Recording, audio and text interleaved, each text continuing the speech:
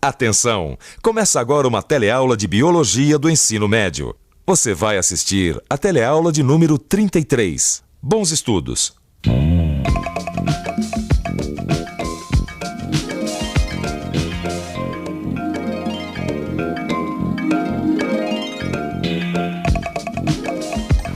Vamos, filho! Nós vamos conseguir subir toda a montanha! Vamos, me ajude, pai! Agora vamos! Pronto! Ô, mãe! Por que eu não sou igual ao papai? Como assim? Eu não sou filho dele? Então, eu deveria ser igualzinho a ele. Como esses dois bonecos. O pai e o filho. Não é bem assim, Dudu. Mas você já imaginou como seria se todas as pessoas fossem idênticas ao pai? Com a mesma cara? Você não saberia se eu sou o Dudu ou o Renato. É claro que essa é só uma brincadeira do Dudu. Imagina só, se indivíduos da mesma espécie fossem idênticos, eles teriam uma série de problemas, como você já viu em outra teleaula. Mas como será que as espécies garantem a passagem dos seus genes de uma geração para outra, mantendo uma certa variabilidade? Para responder a essa e a outras perguntas, na teleaula de hoje você vai ver que os seres vivos se reproduzem de forma assexuada ou sexuada. E vai ver que no caso da reprodução sexuada, o encontro dos gametas feminino e masculino pode ser através da fecundação interna ou externa.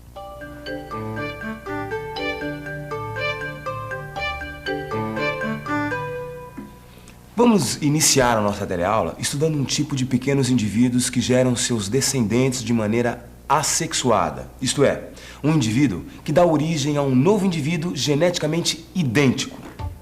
Como você pode observar, na reprodução deste protozoário, o núcleo se duplica gerando um novo conjunto de genes, igual ao que já existia. Em seguida, o citoplasma se divide, formando dois indivíduos. Ou seja, a reprodução assexuada acontece como um processo de divisão celular e é um tipo de reprodução muito comum em organismos unicelulares, que são os organismos constituídos por uma única célula. Como o protozoário que a gente acabou de ver. De um organismo surgem dois que são iguais. Concluindo nossas observações, como os indivíduos formados através da reprodução assexuada são idênticos, a única possibilidade de aparecerem indivíduos com novas características fica por conta da ocorrência de mutações. E você sabe o que são mutações?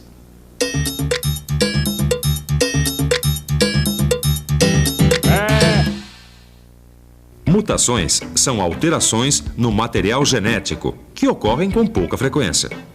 Como resultado, proteínas sintetizadas pelos organismos passam a ser diferentes, conferindo, por sua vez, características diferentes aos indivíduos.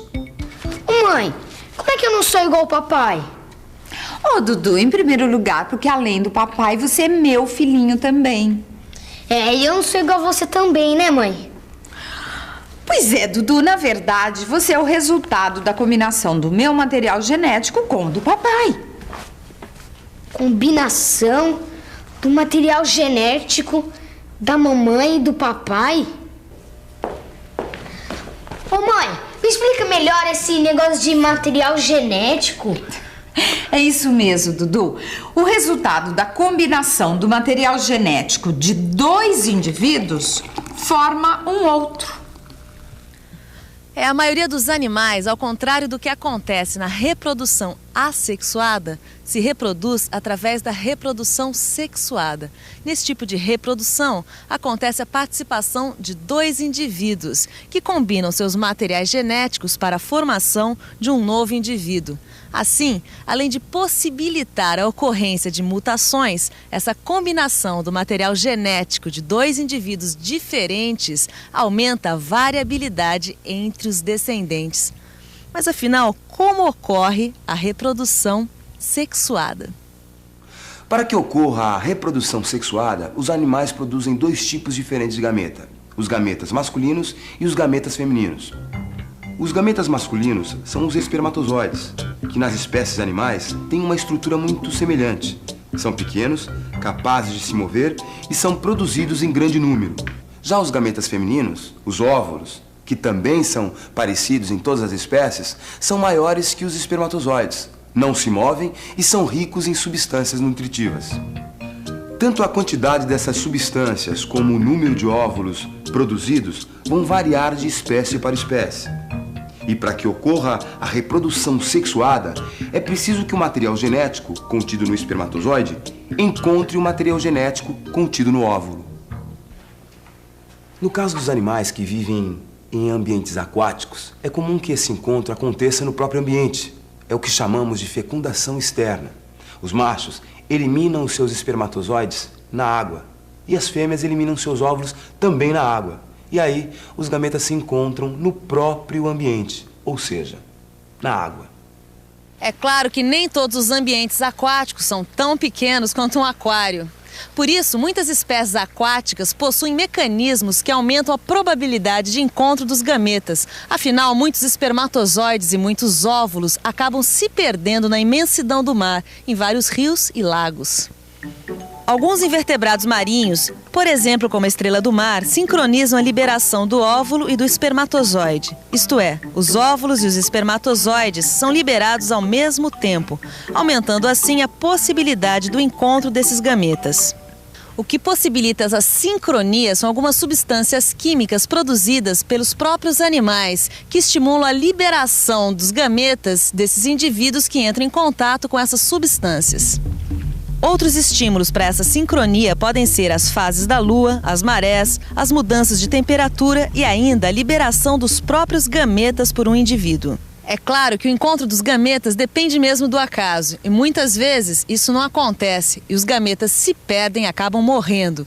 Por isso, as espécies que se reproduzem através da fecundação externa produzem uma grande quantidade de gametas femininos e gametas masculinos, aumentando assim a possibilidade de união entre um óvulo e um espermatozoide. Outras espécies de peixes constroem seus ninhos e no período nupcial até mudam de cor, atraindo assim as fêmeas. Esse mecanismo de fazer a corte, ou melhor, em que machos e fêmeas apresentam comportamentos característicos que antecedem e preparam a liberação dos gametas, é comum em muitos tipos de peixes, como o esganagato, por exemplo, um pequeno peixe que migra do mar para os rios de água doce. E a gente, mãe? Onde que acontece o encontro do espermatozoide com o óvulo? É dentro do corpo da fêmea, como na maioria dos animais, Dudu. Dentro do corpo da fêmea? É, através de uma fecundação interna. Na maioria dos animais que vivem em ambientes terrestres, assim como os que vivem em ambientes aquáticos, o encontro de gametas acontece através da fecundação interna, ou seja, o espermatozoide é colocado dentro do corpo da fêmea, aumentando assim a chance de união entre os gametas masculino e feminino. Apesar de ser realizada por diferentes espécies de animais aquáticos e terrestres, a fecundação interna é praticamente uma regra entre os animais que vivem na Terra, já que os espermatozoides sempre dependem de um meio líquido para se locomover. E no caso dos animais que realizam fecundação interna, esse líquido é produzido pelo próprio corpo.